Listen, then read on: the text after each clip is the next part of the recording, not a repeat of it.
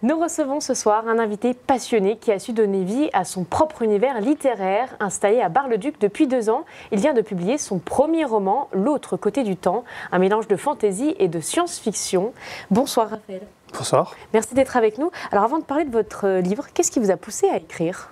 J'écris depuis l'âge de mes 13 ans. Donc ça fait un petit moment que je me suis mis à développer mes univers créatifs. J'ai toujours été très à l'aise avec les mots et c'est quelque chose qui m'a toujours plu. Je joue à beaucoup de jeux vidéo, j'ai lu aussi pas mal de livres. Donc premièrement, c'est ça qui m'a poussé vraiment à développer mon univers. J'ai toujours beaucoup d'imagination. Alors Voilà. justement, vous avez beaucoup d'imagination, mais vous avez décidé de sauter le pas. Vous avez écrit ce livre qui est là juste sous nos yeux, qui s'appelle L'autre côté du temps. Alors c'est le premier tome d'une saga. Est-ce qu'on peut déjà comprendre un peu l'univers? Plongeons dans l'histoire avec vous. Qu'est-ce que ça raconte? L'autre côté du temps, ça parle du quotidien de 6 adolescents qui sont plutôt communs au premier abord, qui vont vivre des difficultés que n'importe quel adolescent pourrait vivre au premier abord. Et en réalité, ils vont échapper brutalement à un assassinat qui va les propulser du coup dans une époque ultérieure, ou plutôt antérieure. Et à partir de là, tout leur quotidien va être bouleversé. Ils vont devoir trouver des techniques en fait pour s'en sortir, pour survivre. Et c'est là que tout va démarrer en fait. Ils vont comprendre pourquoi, ou plutôt ils vont essayer de comprendre en fait qu'est-ce qu'ils font là, pourquoi est-ce qu'ils sont arrivés. Ils vont se rendre compte que c'est peut-être pas aussi anodin que ce qu'ils pensaient. Alors effectivement, des personnages, il y en a beaucoup. Il y en a 6 principaux, c'est ça? C'est ça. Donc 6 adolescents. C'est ça. Que vous avez créé pareil, que vous aviez depuis longtemps en tête ou que vous avez créé au fur et à mesure? Je les ai en tête depuis longtemps, mais ils ont évolué un peu avec moi. Ils avaient au départ, forcément, quand on imagine des adolescents, quand on a 13 ans, je pense qu'on s'identifie un peu plus à eux.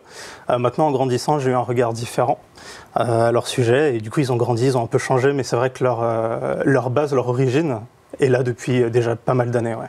Alors ça sent un petit peu peut-être dans les thématiques que vous abordez, puisqu'effectivement il y a des thématiques qu'on pourrait attester à la fantaisie, comme le voyage temporel, etc. Et on a des choses qui sont plus dures, comme les troubles mentaux, où vous disiez les assassinats par exemple, les drames. Comment vous arrivez à mélanger toutes ces thématiques?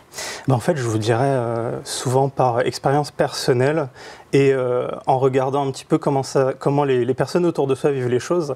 Déjà, en termes de troubles mentaux, moi j'ai fait des études aussi en psychologie, j'ai connu des personnes qui en avaient. C'est un sujet qui me touche particulièrement, que je connais assez bien, et je me suis toujours dit aussi, même quand j'étais plus jeune, comme je vous ai dit, j'ai toujours beaucoup d'imagination, j'ai joué à beaucoup de jeux vidéo, on se demande aussi parfois comment est-ce qu'une personne qui va être pas forcément valide pourrait vivre finalement dans un univers alternatif, parce qu'on voit toujours des personnages finalement qui sont assez valides en fait, que ce soit dans des intrigues fantaisistes ou dans tout type de fiction. Et je me suis dit finalement pourquoi est-ce qu'on donnerait pas à un moment donné le regard sur des personnes qui ont des difficultés qu'on n'a jamais vraiment vues. Et du coup, je me suis dit, finalement, c'est une forme d'innovation, alors pourquoi pas tenter? Et à partir de là, en fait, on s'inspire aussi de ses propres expériences, de celles de ses proches.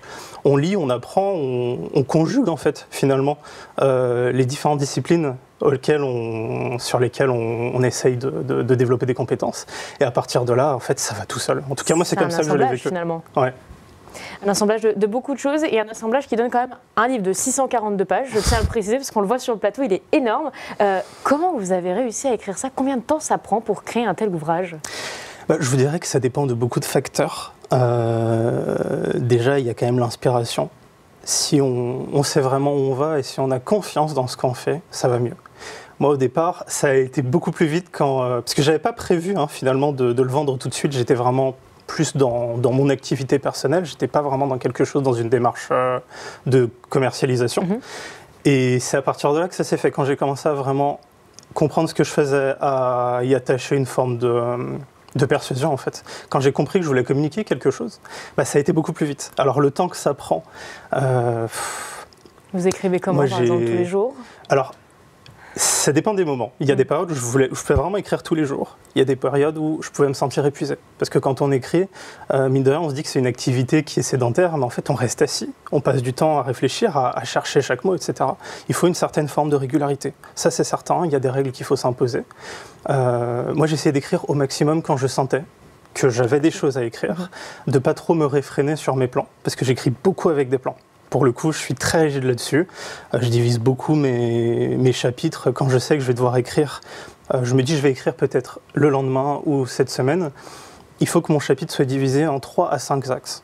Il faut que je sache, très précis, effectivement, très carré. Il faut que je sache vraiment ce qui se passe. Et même si je ne suis pas spécialement précisément le plan, je me dis au moins, je sais ce que j'avais en tête, et si quelque chose change, je sais ce que j'ai changé. Ça, en tout cas, c'est ce qui m'aide beaucoup.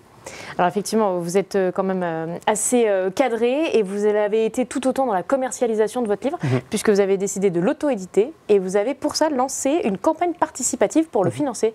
Alors c'est un pari qui est quand même très risqué. Comment vous vous êtes senti? Pourquoi vous vous êtes dit, bon, je choisis ce moyen-là? J'ai déjà été avec de l'édition classique. C'est un parcours qui m'a moins plu parce que, en termes de royalties, c'est moins évident, et puis surtout, j'ai moins le regard dessus. Donc il y a des avantages avec l'édition classique, bien sûr. Finalement, l'éditeur, il s'occupe de votre commercialisation, de votre publicité, tout ça. Finalement, on est un peu tranquille à ce niveau-là. En revanche, avec l'auto-édition, j'ai la main sur tout. Je peux tout contrôler, je peux savoir avec qui je vais collaborer. Donc c'est aussi l'auto-édition qui m'a donné la possibilité de collaborer avec mon frère, qui est l'illustrateur, finalement, qui a tout fait, et deux amis très très proches que je remercie encore vraiment pour le travail incroyable qu'ils ont fourni. J'ai été la tête du projet, mais sans eux, je ne serais pas là, quoi. Vraiment. Donc ça, c'est un plus avec l'auto-édition. On peut gérer comment les ventes se passent, comment est-ce qu'on communique avec son public, quel public on veut, comment est-ce qu'on ramène ce public, tout ça. C'est vraiment une forme de liberté, en fait, qu'on ne trouve pas dans l'édition classique. Et moi, c'est ce qui m'a vraiment plu.